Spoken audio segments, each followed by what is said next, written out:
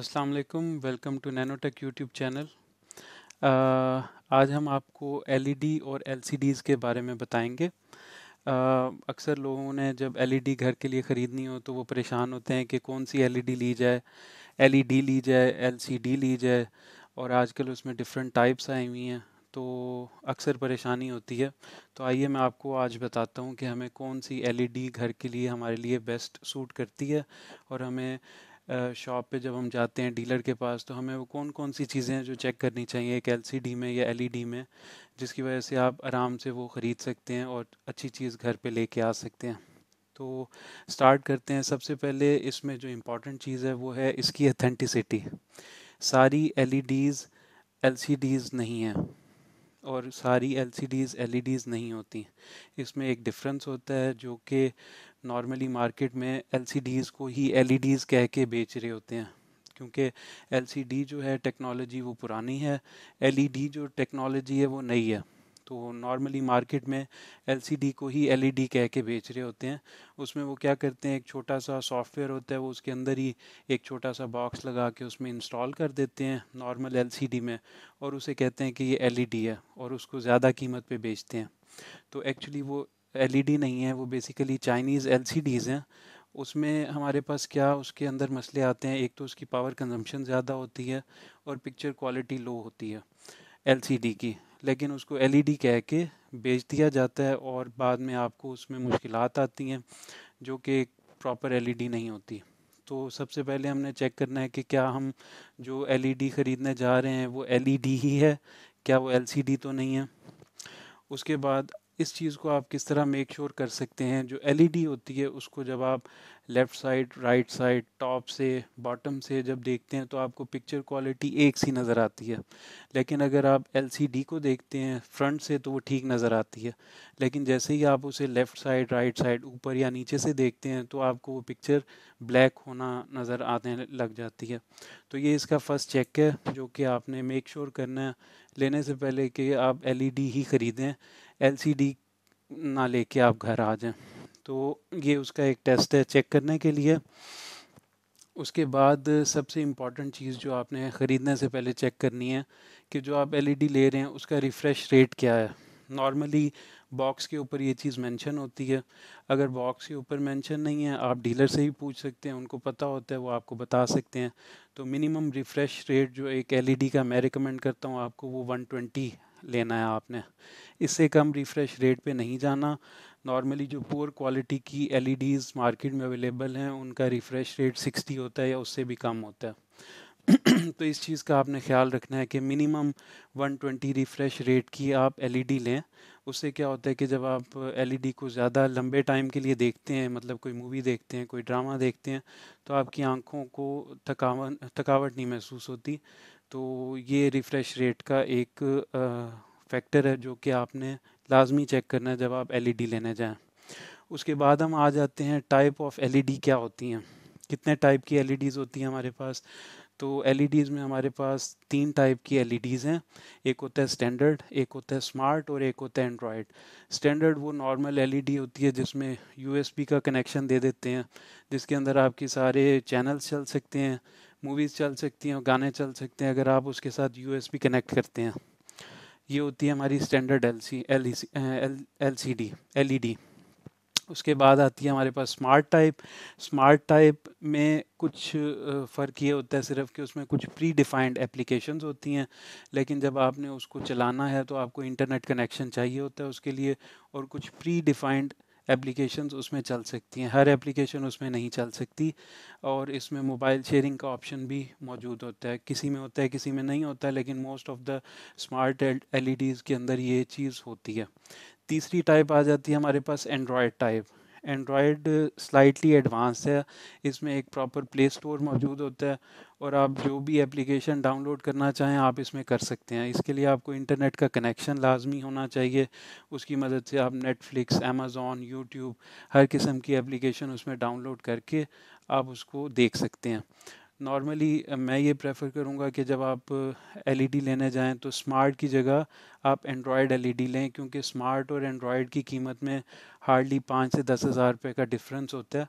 हाँ, अगर आपका बजट कम है तो आप स्टैंडर्ड एलईडी पे जा सकते हैं, लेकिन अगर आप थोड़े से एडवांस लेवल पे लेना चाह रहे हैं तो जितने पैसे आपने स्मार्ट के लिए लगाने हैं थोड़े से और डालें और एंड्रॉयड एलईडी लें।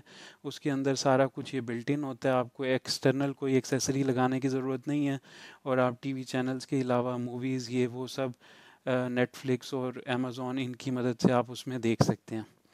उसके बाद हमारे पास चीज़ आती है रेजोल्यूशन। रेजोल्यूशन हमारे पास डिफरेंट टाइप्स की अवेलेबल है एलईडी में। एक आती है 1080 पिक्सल्स में, एक आती है 4000 पिक्सल्स में, एक आती है 8000 पिक्सल्स में। अब इसमें फ़र्क ये है कि अगर तो आप छोटी एलईडी पे रहना चाह रहे हैं, लाइक 32 इंचज़ तक आप रहना चाह रहे हैं, तो मैं रिकमेंड करूँगा आपको 1080 पिक्सल्स की आप एलईडी ले लें। उसमें क्योंकि अप टू 32 इंचज़ साइजेस उसके पिक्सल्स बिल्कुल ठीक रहते हैं, उसमें आपको कोई डिस्टॉर्शन नहीं नज़र आती, और जो वीडियो का क्वालिटी है, वीडियो का आउटपुट है, वो बिल्कुल ठीक है। अगर आप 32 इंच से ऊपर की कोई एलईडी लेना चाह रहे हैं साइज़ में, तो आपको मैं रिकमेंड करूँगा 4000 रेजोल्यूशन की आप एलईडी लें। उसमें जब आपका साइज़ बड़ा होता है तो आपके पिक्सल्स डैमेज नहीं होते, तो आपको पिक्चर क्वालिटी उसी तरह अच्छी ही नज़र आती है। उसके बाद हमारी आती है 8000 की कैटेगरी। 8000 वैसे ही बहुत एक्सपेंसिव है और पाकिस्तान में वो पॉसिबल नहीं है, सपोर्ट नहीं है, क्योंकि उसका जो मवाद है उसके 4000 पिक्सल्स के ऊपर जो मूवीज़ बनती हैं वो ही कम है, बहुत कम है, ना होने के बराबर हैं, और ये प्राइस में भी काफ़ी एक्सपेंसिव है। तो पाकिस्तान में 8000 पिक्सल्स की एलईडी लेना कोई फ़जूल है, उसमें आप अपने पैसे ज़ाया ना करें।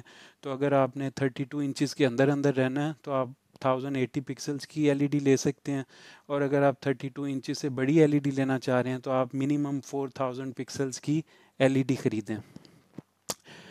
उसके बाद आ जाती है एलईडी टेक्नोलॉजी। एलईडी टेक्नोलॉजी है क्या और इसमें कौन कौन सी टाइप्स आती हैं? एलईडी टेक्नोलॉजी सिंपल टेक्नोलॉजी है। पिक्चर क्वालिटी इसमें कुछ ख़ास नहीं होती, बस मुनासिब होती है, और इसको आप लाइट में नहीं देख सकते। पिक्चर कंट्रास्ट जो होता है वो भी कुछ इतना अच्छा नहीं होता हमारे पास जो सिंपल एलईडी है। उसके बाद हमारे पास टाइप आती है Q LED. Q LED comparatively LED simple LED की जो हमारे पास टेक्नोलॉजी है उससे बेहतर है। पिक्चर क्वालिटी इसमें अच्छी है और कंट्रास्ट बहुत अच्छा है। इसमें सबसे अच्छी बात यह है क्यू एलईडी में कि आप इसको रोशनी वाली जगह पे भी लगाएं तो आपको पिक्चर क्वालिटी बहुत अच्छी नज़र आती है, जबकि सिंपल एलईडी आप जब धूप वगैरह में या किसी दुकान पे या किसी होटल में देखते हैं और उसका अगर आपको ज़्यादा आउटपुट अच्छा नहीं लग रहा है, इसका मतलब है वो सिंपल एलईडी है। तो Q LED compare to simple LED उसकी क्वालिटी बेहतर है और आप उसे सनलाइट में भी आराम से उसको देख सकते हैं। उसके बाद आती है हमारे पास ओ एलईडी। ये टेक्नोलॉजी क्यू एलईडी से थोड़ी सी एडवांस है, इसमें पिक्चर क्वालिटी भी अच्छी है, कंट्रास्ट हमारा बहुत अच्छा है। एक इसमें ड्रॉबैक है कि ये जो अगर आप होटल में या कहीं बाहर ये एलईडी लगाते हैं तो पिक्चर क्वालिटी इतनी अच्छी नहीं मिलती है आपको, लेकिन अगर आपने घर के इस्तेमाल के लिए लेनी है तो ओ एल ई डी सबसे बेहतर टेक्नोलॉजी है, क्योंकि इसमें आपको high resolution, high picture quality और हाई कंट्रास्ट मिलता है, और इसकी प्राइस भी कुछ ज़्यादा नहीं है। तो O L E D comparatively price में बहुत ज़्यादा हाई नहीं है क्यू एल ई डी से, तो इसलिए मैं रिकमेंड करूँगा जब आप घर के लिए ले रहे हैं कोई एल ई डी तो आप सिंपल एल ई डी ना लें, क्यू एल ई डी ना लें, ओ एल ई डी लें, O L E D technology लें। उसके बाद आ जाती है बात प्रोसेसर की। तो आजकल ये जितनी भी एंड्रॉयड एलईडी मैंने आपको बताया, इसमें आपने कोशिश करना है कि एक तो क्वाड कोर कंप्रेसर जो प्रोसेसर है वो हो। क्वाड कोर से नीचे का आपने प्रोसेसर नहीं लेना। उसकी वजह से ये है कि आपकी वीडियो हैंग होगी, आपकी एप्लीकेशंस हैंग होंगी, और आपको वो आउटपुट नहीं मिलेगी जो आप चाहते हैं। इवन आपका इंटरनेट जितना मर्ज़ी अच्छा हो, लेकिन अगर उसकी रैम का प्रोसेसर कम है तो आपको वो रिज़ल्ट कभी भी नहीं मिलेगा, और आपकी पिक्चर हैंग होगी और ब्राउजिंग होगी और आपको काफ़ी मसले मसाइल उसमें देखने पड़ सकते हैं। उसके बाद आती है उसकी रैम। रैम आपने कोशिश करना है मिनिमम 2 GB रैम लें। 2 GB रैम से कम की एलईडी एंड्रॉयड एलईडी बिल्कुल ना लें। वो अगेन आपको स्पीड का मसला आएगा, आपकी पिक्चर हैंग होगी और आपकी वीडियो हैंग होगी और ब्राउजिंग आपकी ठीक नहीं होगी। तो स्टैंडर्ड जो एलईडी है उसमें आपने ये चीज़ें बिल्कुल नहीं देखनी, क्योंकि उसमें ये चीज़ें मैटर नहीं करती। उसमें सिंपल चैनल्स होंगे, यूएसबी की पोर्ट होगी, और आपने जस्ट गाने या मूवीज़ आपने लगा के देखने हैं, या आपने सिंपल चैनल देखने हैं। इस रैम का, इस प्रोसेसर का और रैम का आपने ख्याल सिर्फ तब रखना है जब आप एंड्रॉयड या जो आपकी है जो दूसरी आपकी एलईडी मैंने आपको बताई है, एंड्रॉयड लेना चाहें या दूसरी लेना चाहें, उसमें आपने इसका ध्यान रखना है। लास्ट चीज़ आ जाती है हमारे पास साउंड की। साउंड को आप लेने से पहले ज़रूर चेक करें। इसका सबसे आसान तरीका ये है कि जब आप डीलर्स के पास जाते हैं, उनके पास सैंपल पड़े होते हैं एलईडीज़ के, आपने जो भी सिलेक्ट किया आप उन्हें कहें इसका हमें साउंड चेक करवाएं।